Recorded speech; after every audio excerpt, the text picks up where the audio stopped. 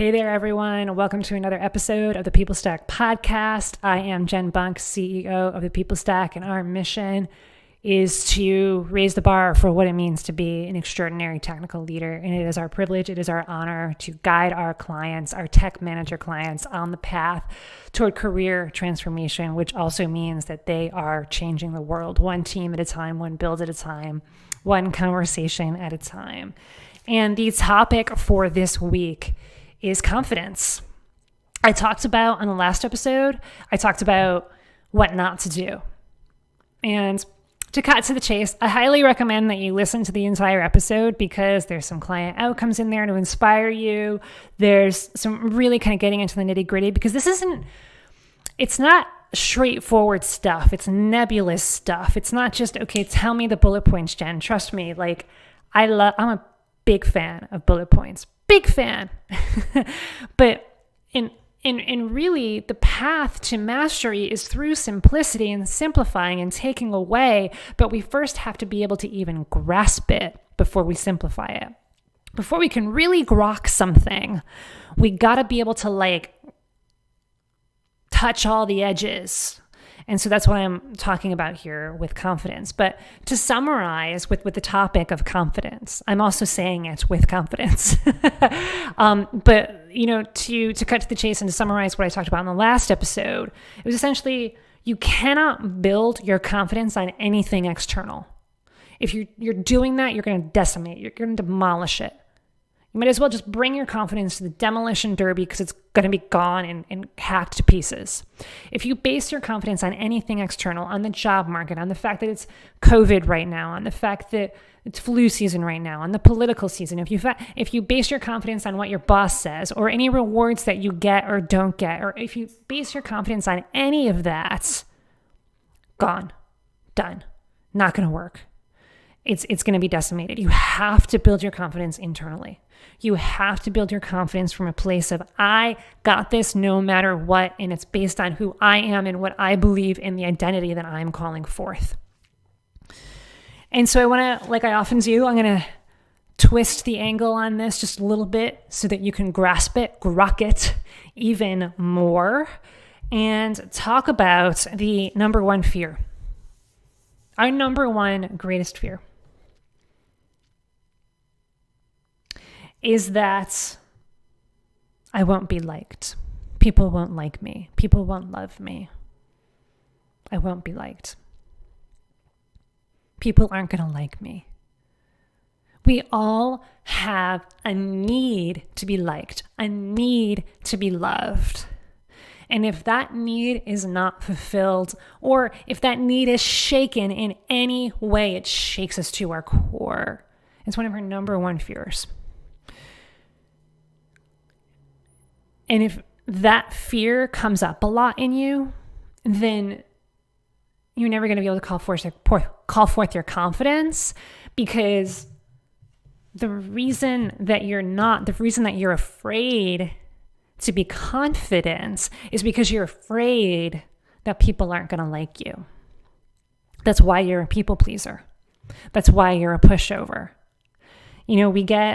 We get comments all the time. We get questions all the time. I just recently sent out a question to my email list. Hey, what can I help you most with? What are your biggest questions in terms of upgrading your technical career?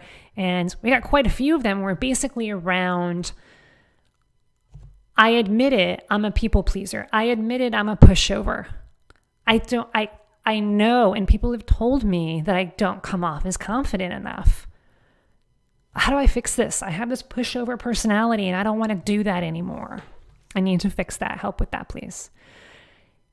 And so it's really, really common because, look, if this is where you are, right? If you're like, oh gosh, that's me. I'm such a people pleaser. Shame on me. First of all, let's not even play the shame game here, because you are marvelous. You are wonderful. And you were meant for great things. Let's just make sure that that's clear to start with. And then from there, okay, let's just notice, what can I do? What can I do even better, right? Because look, if you don't fix this, you're just going to keep people pleasing. And people are going to walk all over you, and you're never going to get what you want out of your career. But even worse than that, you're never going to be able to make the connections that you're truly wanting to make. Isn't that ironic? From this extreme desire to connect with people, to be liked, to be loved, you're actually pushing them away. You're pushing away deeper levels of relationship. So first of all, if you are a people pleaser, if you are someone who is a bit of a pushover, and you know that from time to time, I want to honor you, because the reason that you're that way is because you love people so much, sometimes too much. And so it's just becoming aware of what boundaries you need to set. And it's also about, hey, it's not always about being liked.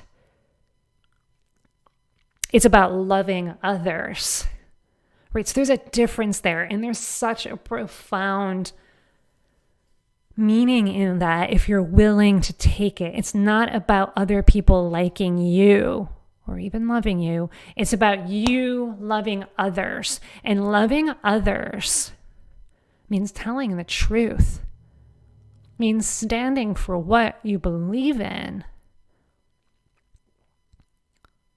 and standing up for what you know to be true, standing up for your own values, standing up for your own beliefs, standing up for your own principles. And yes, it means disagreeing with people sometimes. And yes, it means it may feel like stepping on toes, but really what you're doing is shining a light on the truth. I deserve a raise. Please help me get it. I deserve this promotion. Would you be willing to advocate for me? I deserve this job. Let's chat. Hey, can you help me? I'm on a mission to be a badass technical leader. Can you help me find my next badass hell yes job? It's your fear of not being liked that is getting in the way of you having the necessary conversations to upgrade your career, to build your dream career, and to tell the truth, and to build that legacy. You cannot build a legacy without what some people might call stepping on some toes along the way. I step on toes. If you want to call it that, I step on toes all the time. I do it lovingly. Because sometimes that's the only way to wake people up. It's the only way to get their attention. It's the only way to get them to focus. I don't do it to hurt them. And it very often doesn't. They often thank me for it. Almost every time I'm having a conversation with a client, they're like, thank you for calling me out on that. Thank you for telling me the truth. And that's what you have to learn how to do, is to tell the truth about your value, to tell the truth about your worth, to tell the truth about how badass you are as a technical leader, because if you don't, nobody else is gonna. So if you're so scared of being liked, if that is going to overpower everything else, there's no way you're going to find your confidence. There's no way that anything I said in the last episode is going to even resonate with you, because all that's playing on a loop in your head is, but what if they don't like me? But what if they don't like me? And it may sound like, but I don't want to step on toes, but I don't want to be a braggart, but I don't want to be a, bullshit artist, but I don't want to be an asshole. I don't want to be that person. And I don't want people to think badly of me. I want people to think that I am perfect. I want people to think that I got it all together. I want people to think that I can do this on my own and without their help. That's what's just going to keep playing on a loop in your head. And what I want you to recognize is to say, let's hit the pause button on that loop, shall we? And take a look at the truth. Number one, that you are a badass technical leader. You are intelligent. You are motivated. You are like oozing with commitment and resourcefulness, and you deserve your dream career. Everybody does. Everybody does. Let's start with that. And then also let's look at the truth that it's not about liking people and being liked. I prefer to set a higher bar at love. Like, we love our clients enough to tell them the truth. I love you enough. What do I want to call you? Audience of people that I cannot see right now, but I know you're out there. I as I speak into my camera and pretend that you're there, which I just get so much joy doing, right? I have a pretty vivid imagination when it comes to these kinds of things. So like, now I forgot where I was going with this. This is why we don't edit. Like this is real. We're really cooking on this show, folks. My love for you has like overshadowed everything that I was about to say. That we love people enough. It's not about liking, right? That liking someone means not having the conversation. Like for example, think of your team members. Think of the people on your team. Think of their names right now. Put their faces in your minds. Imagine that they're standing like right there with you. Your top performing team members right there with you. And your top performing team member is underperforming. Like usually this person is your top performing person, but something's going on. You can't quite put your finger on it, but like they've been lagging. Stuff has been off. Again, you might not have the data to support it yet, or maybe you do. But something's off with her, with your top performing team member. If you want her to continue to like you, what would you do? You may not even say anything. You just kind of let it go. Because I want her to like me. I don't want to bring up the fact that she's faltering, she's failing, she's flailing. I don't want to bring that up. Is that really the best thing to do in full integrity in your mission to continue to be a badass technical leader and to bring your team to victory? No. That's not your mission. Your mission is to do all of those things. So you have to let go of that need to be liked in order to have that conversation, that honest conversation with her. Hey, let's chat. And you do it from a place of integrity. You do it from a place of love. You do it from a place of curiosity. You do it from a place of support. Hey, what's going on? Here's what I'm noticing. Usually, you show up beaming with excitement, ready for the day, and with so much energy, I'd love to put it in a bottle. But lately, it's not there anymore. You're not smiling as much. You're also not performing as much, as well as you used to be. And you might include some of the data. You're not submitting as many pull requests lately. Or you're not going out of your way to help fellow team members with tricky lines of code like you used to. I just don't see you doing that for the past week or so. I'm curious, what's going on? You don't do that because you like her. You do that because you love her and you're on a mission. And you have that hard conversation about what is going on. And look, want more evidence that wanting to be liked keeps us from performing, keeps us from success? Hardest decision that any leader ever has to make is to fire someone. Every single person, including myself, every single person who I've ever talked to, yes, I talked to myself. Conversations with yourself are some of the most important conversations you're ever going to have. Every single conversation I've ever had with any leader about firing someone was like, yep, it was hard to do, and I should have done it sooner. And I don't like to play the coulda, shoulda, woulda game and the shame game, but here the nugget of wisdom is the reason that I took so long is because of my need to be liked, because of my fear of them not liking me anymore. I don't want to do the hard thing. I don't want to be that person. I don't want to be the mean one. I don't want to be the one who swings the axe. I don't want to be that person. The leader is the one who is that person. The leader is the one who does it because they're strong enough and because they know that's what's necessary. And you know it in your heart. You're just afraid to because of your need to be liked.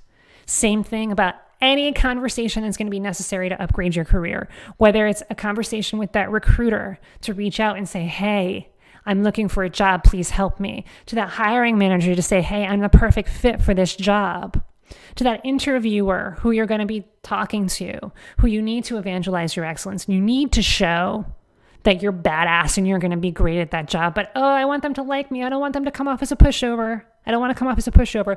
Those conversations are conversations with your boss. Hey, boss, I deserve a raise. Hey, boss, I deserve that promotion. It's your need to be liked, your fear of not being liked that is getting in the way. Don't do it to be liked. Do it for love.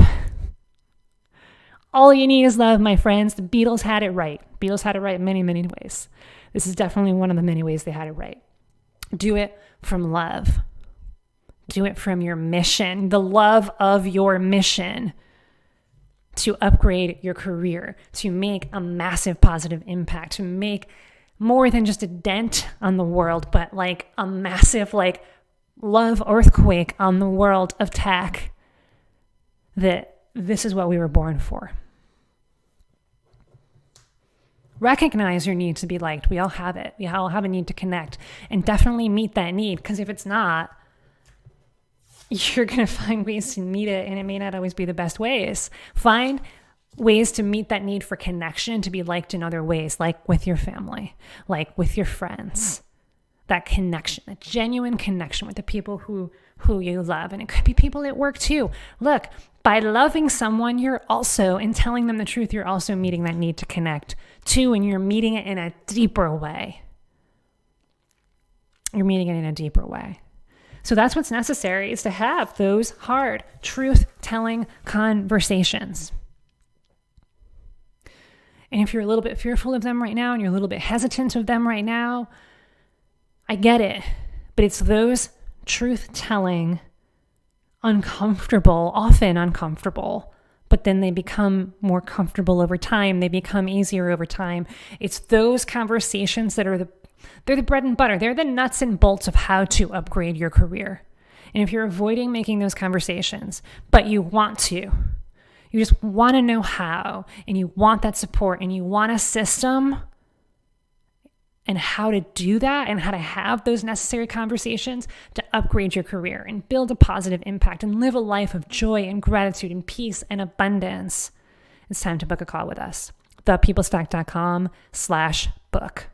Pick a time that works for you. Pick your time zone. Pick a time that works for you. And we'll chat. We'll chat about what's going on in your career, what's not working, where do you want to go. And if we are confident that we can help you fix it, we're going to give you that custom tailored plan, and we're going to talk about what it would be like to work together. It's not a fit yet. If it's not a fit yet, that's usually the other category. It's either it's a fit, absolutely, here's the custom tailored plan. If it's not a fit yet, we're going to give you some action items so that you can get prepared. Because we know that some people need a moment. They need a moment to get prepared for it. They need a moment to work through it, and we absolutely get it. If that's the case, then we're going to give you some action items so that you'll still be on the path. Any way you cut it, any way you slice it, any way you slice this piece of cake that is this phone call, it's a great piece of cake. You are going to leave with action steps. You're going to leave with a plan on how exactly you, not anyone else, a custom tailored plan, and how to start walking the path, how to start making that journey, how to start taking those initial steps toward building your dream career. And I want you to connect with that dream just for a moment right now. That dream career where you are even more of a badass technical leader. That dream where you are VP, that dream where you are in the C-suite, that dream where you are also, or maybe it's your main thing, owning your own business. We are making such a profound impact on the industry of your choice in the way of your choice, and you have so much freedom, and you're earning $200, $250, $300, $400, $500,000 a year, and that's the byproduct of the impact that you're making. And you have so much freedom and so much joy and so much gratitude for the way that you've done this. It feels so good. It almost feels easy. Like, wow, why didn't I do it before? My life was so hard before. Why was I making it so hard? Why was there so much resistance? I am a leader. Hear me roar, and I get to live my dream with my family too. We get to travel the world. We get to buy ridiculous cars. We get to do what we want, and like things like retirement and saving for the kids' school. Like, yep, that's covered. But then it's like, what's next? What's next after that? What's possible? Extraordinary life is possible, and that's what's possible for you. Connect with that. This call is a no-brainer, folks. ThoughtPeopleStack.com/book. We're going to help you on that journey toward making that dream a reality. And here's the secret. Because I've had the privilege and the honor, and I've put in the work to make our dream life happy. It's happy to make our dream life happen. And I did it with joy and with gratitude. It's even better than you're imagining. It's a no-brainer, folks. As long as you're committed, as long as you're coachable, as long as you're ready to get to the truth around what it's going to take to build that dream career, it's time to book a call with us. ThePeopleStack.com/book. Our number one fear is that we want to be liked. And it's that fear that's keeping you from showing up with confidence. Don't go for being liked. Go for being loved. Go for showing up with love, and watch your confidence soar. That's it for the day, folks. Talk to you soon. Love you all. That's a wrap.